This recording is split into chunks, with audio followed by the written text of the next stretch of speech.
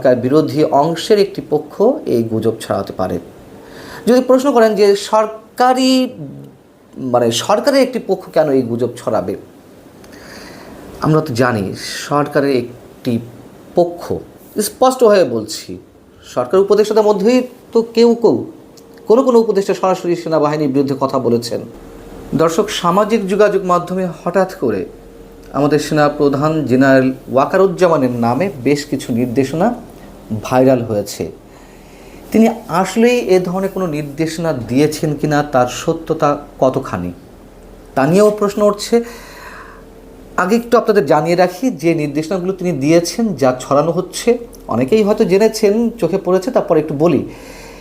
এই নির্দেশনাগুলোতে বলা হচ্ছে যে বিনা অপরাধে, প্রশাসনকে নাকি তিনি এই ধরনের নির্দেশনা দিয়েছেন, বিনা অপরাধে কারো বিরুদ্ধে মিথ্যা মামলা করা যাবে না। 2, যদি মামলা রাজনৈতিক উদ্দেশ্যে মিথ্যা মামলা মনে হয় তাহলে ওই মামলা নেওয়া যাবে না, একই ধরনের বক্তব্য।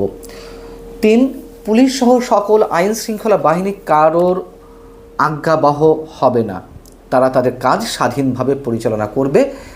সবার রাজনৈতিক মিছিল মিটিং করার সমান অধিকার থাকবে। 5, মব সহ্য করা হবে না, কারো বাড়িঘর হামলা ভাঙচুর লুটপাট বরদাস্ত করা হবে না। এবং 6, ফ্রি ফেয়ার ইলেকশন আয়োজন করার জন্য যা করণীয়, যতদূর যেতে হয় সেনাবাহিনী সে কাজ করবে এবং পুলিশ সহ সকল আইন শৃঙ্খলা রক্ষাকারী বাহিনী দেশের পরিবেশ সুন্দর, শান্তি এবং আইন শৃঙ্খলার পরিবেশ ভালো রাখার জন্য যা যা করণীয় তার ব্যবস্থা নেবে। সব কটি কথাই ভালো, কিন্তু প্রশ্ন হচ্ছে যে সেনা প্রধান এ ধরনের নির্দেশনা সাম্প্রতিক সময়ে দিয়েছেন কিনা।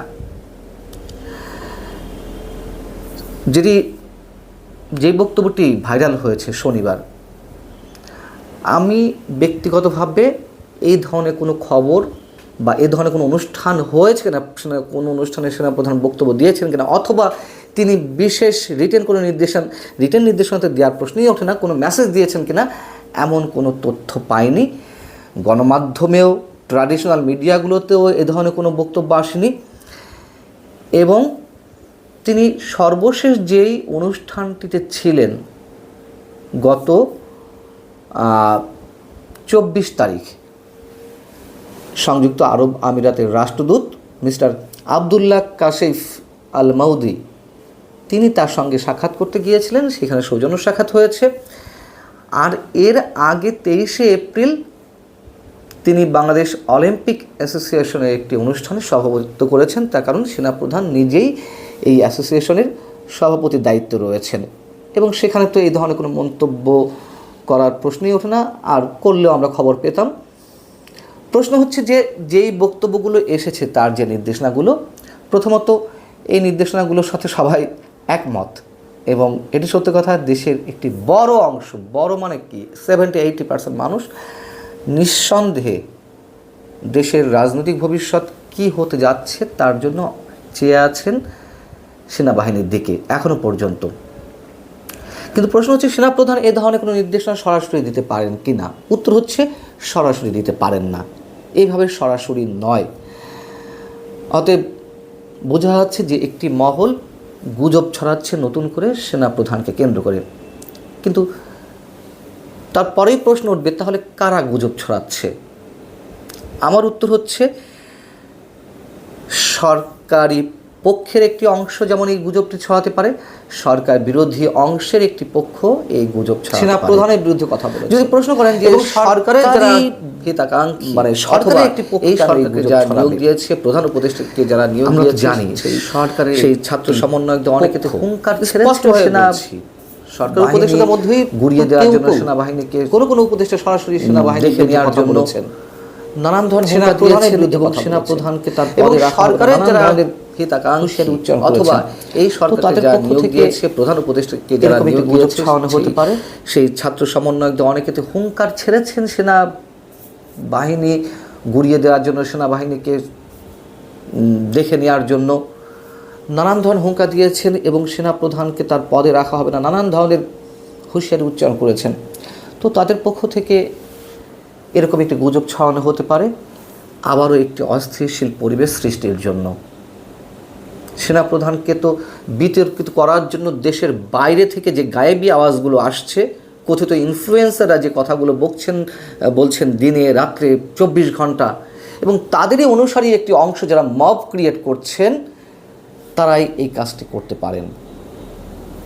আবার সরকার বিরোধী অংশ বলতে আমরা ধরে নিতে পারি যে আওয়ামী লীগ বা তার অঙ্গ সংগঠনের নেতাকর্মীরা এই কাজটি করতে পারেন। কেন পারেন?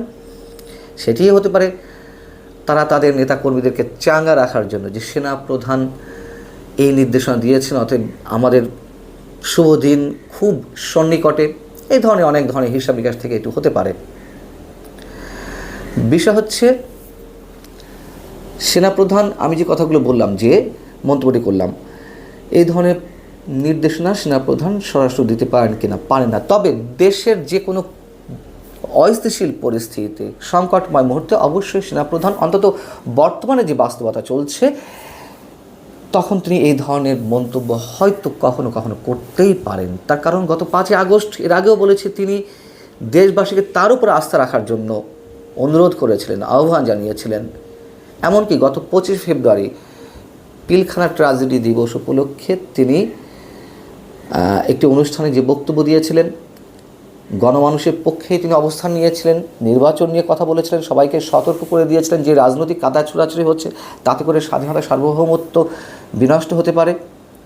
সবার উদ্দেশ্যে তিনি কমন একটি মেসেজ দিয়েছিলেন, এবং যার কারণে প্রথম আমরা দেখলাম যে ভয়ঙ্করভাবে সরকারের পক্ষের একটি অংশ, তারা যার পরনাই তার উপরে ক্ষুব্ধ হলেন এবং ভয়ঙ্কর বিস্ফোরক সব মন্তব্য করতে লাগলেন। এবং আমার মনে হয় সেনাপ্রধান এখনও পর্যন্ত রাইট ট্র্যাকে আছেন। এই যে সেনাবাহিনীকে দেশের মানুষের মুখে মুখে করার চেষ্টা করা হলো, যথেষ্ট ধৈর্যের সঙ্গে, সহনশীলতার সঙ্গে তিনি সেই বিষয়গুলিকে খুবই বুদ্ধিমত্তার সঙ্গে হ্যান্ডেল করেছেন। এবং নতুন করে এই যে জিনিসটি তার নির্দেশনা হিসেবে ছড়ানো হচ্ছে, আমি তো বললাম যে কোনো এক পক্ষের কাজ হতে পারে। নতুন করে একটি অস্থিতিশীলতা, বিশেষ করে সরকার পক্ষের একটি অংশ যারা চাইছেন না এই সেনাপ্রধানকে, তারা এই কাজটি খুব সূক্ষ্ম পরিকল্পনা থেকে শুরু করতে পারেন। তখন যা বলেননি সেটি নতুন করে কেন, যেহেতু তিনি নির্বাচনের কথা বলছে, এর মধ্যে নির্বাচনের কথা বলা আছে, ইনক্লুসিভ নির্বাচন বা সবার জন্য লেভেল প্লেইং ফিল্ড, বা সবাই যেন রাজনীতি করতে পারে না, মাঠে নামতে পারে, এটি করে আরেকটা মব ক্রিয়েট করা কিংবা উত্তেজনা সৃষ্টি করার একটা সুকৌশল থাকতে পারে।